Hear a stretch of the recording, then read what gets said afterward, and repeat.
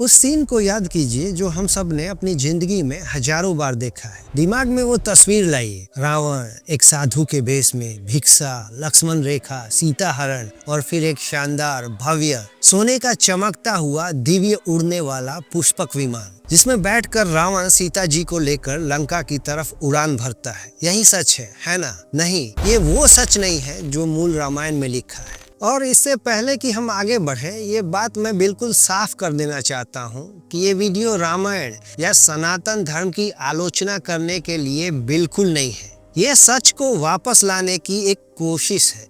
ये उस मिलावट को पकड़ने की एक इन्वेस्टिगेशन है जिसने हमें हमारी ही असली कहानी से धीरे धीरे दूर कर दिया। क्योंकि सच जानना मतलब बुराई करना या गलत साबित करना नहीं, बल्कि अपनी विरासत का, अपने मूल टेक्स्ट का सम्मान करना है। ये हमारी आंखों के सामने हुआ शायद सबसे बड़ा धोखा है। तो फिर असली कहानी क्या थी? अगर वो पुष्पक विमान नहीं था तो वो क्या था? राम, सीता या रावण के बारे में अगर दुनिया को किसी ने सबसे पहले बताया तो वो है ऋषि वाल्मीकि। उनके द्वारा लिखी गई वाल्मीकि रामायण ही रामायण का असली सोर्स है। तो वाल्मीकि के अनुसार रावण जिस रथ में सीता जी को लेकर उड़ा था, उस रथ को गधे खींच रहे थे। जी हाँ, आपने सही सुना, गधे या खच्चर। ये बात मैं नहीं कह रहा, यह हजारों साल पुराने मूल टेक्स्ट वाल्मीकि रामायण के अरण्य कांड में साफ साफ लिखा है। तो सवाल ये है कि ये गधों वाले रथ की कहानी पुष्पक विमान में कैसे बदली?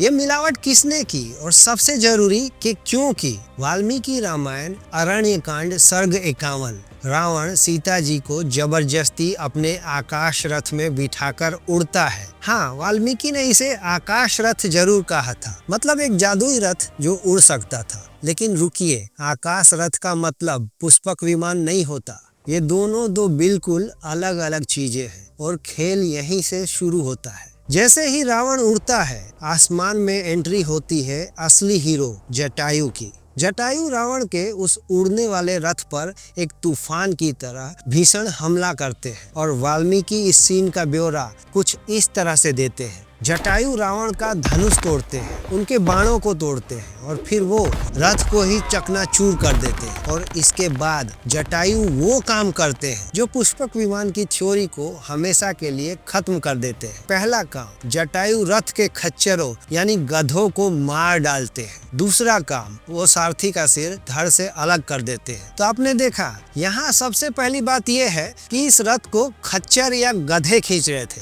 जबकि पुष्पक विमान को कोई नहीं खींचता था, वो ऑटोमेटिक था, उसे जानवरों की जरूरत नहीं थी। दूसरी बात, इस रथ में एक सारथी यानी ड्राइवर था जिसे जटायु ने मार दिया, जबकि हम जानते हैं कि पुष्पक विमान एक इंटेलिजेंट विमान था, उसे किसी सारथी की जरूरत नहीं थी। और तीसरी बात, सबसे बड़ी बात, ये रथ नष्ट हो गया था। जटायु ने इसे आसमान में ही तोड़कर जमीन पर गिरा दिया था। क्या आप जानते हैं कि पुष्पक विमान क्या था? वो विश्वकर्मा द्वारा ब्रह्मा के लिए बनाया गया एक अजय दिव्य विमान था। उसे तोड़ा नहीं जा सकता था। जटायु चाहे कितने भी शक्तिशाली हो, वो उस दिव्य विमान को नष्ट नहीं कर सकते थे। ये तथ्य कि ये रथ टूट गया, यही साबित करता है ये पुष्पक नहीं, कोई और जादुई रथ था। और अब जब रथ टूट गया, खच्चर मर गए, सारथी मर गया, तो रावण ने क्या किया? वाल्मीकि लिखते हैं कि रावण जमीन पर गिर गया और फिर उसने खुद ही माता सीता को अपने कंधों पर उठाया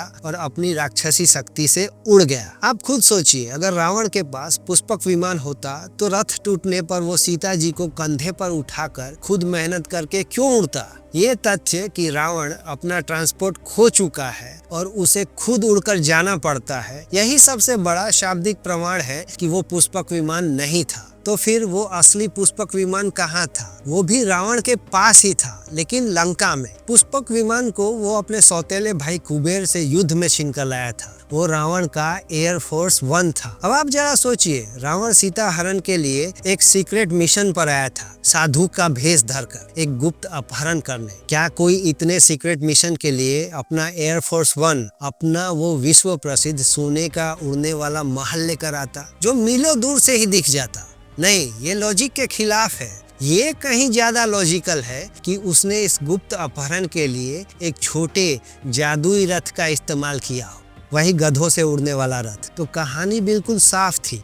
मूल वाल्मीकि रामायण में सब कुछ स्पष्ट लिखा था। शायद बाद की भक्ति परंपराओं को वाल्मीकि रामायण की कुछ बातें थोड़ी कठोर लगी हो, तो मूल कहानी को सुधारने का, उसे एक धार्मिक समाधान देने का काम शुरू हुआ। लेकिन पुष्पक विमान की मिलावट का असली अपराधी कोई प्राचीन लेखक नहीं था। वो अपराधी 20वीं सदी का मास मीडिया है। उसने आम जनता के दिमाग में एक बहुत सीधी लेकिन गलत लाइन खींच दी। उन्हें पता था कि रावण अपने उड़ने वाले यंत्र पुष्पक विमान के लिए प्रसिद्ध है। यह सच है। उन्हें ये भी पता था कि रावण ने सीता का अपहरण किया और उनके साथ लंका उड़ गया। ये भी सच है। तो उन्होंने निष्कर्ष निकाला कि इसलिए रावण ने सीता का अपहरण करने के लिए पुष्पक विमान का ही उपयोग किया होगा। और ये एक गलत निष्कर्ष था। इस लोकप्रिय लेकिन गलत धारणा को सच बनाकर हर घर के टीवी सेट तक पहुंचाया रामानंद सागर की 1987 की रामायण टीवी सीरीज ने। करोड़ों लोग ये सीरियल देख रहे थे। ये एक सांस्कृतिक घटना थी और सीरियल बनाने वालों ने ड्रामेटिक सिंप्लीफिकेशन के लिए एक फैसला लिया। आप ही सोचिए, टीवी पर दो उड़ने वाली चीजें दिखाना, पहले गधों वाला रथ, फिर उसे तुड़वाना, फिर रावण को खुद उड़वाना और फिर बाद में एक असली पुष्पक विमान लाना। ये दर्शकों के लिए बहुत कंफ्यूजिंग हो सकता था।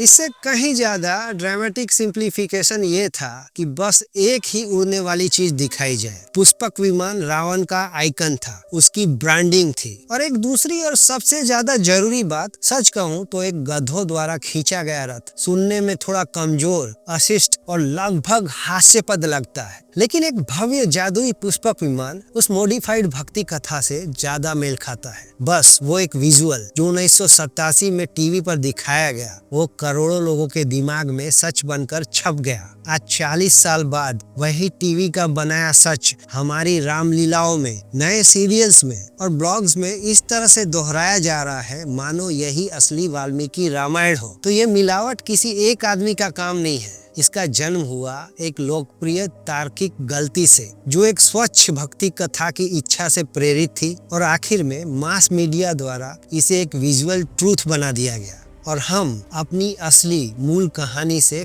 कट गए।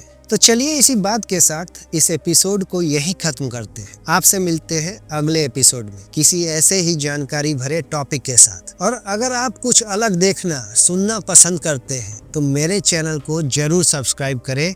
जय श्री राम।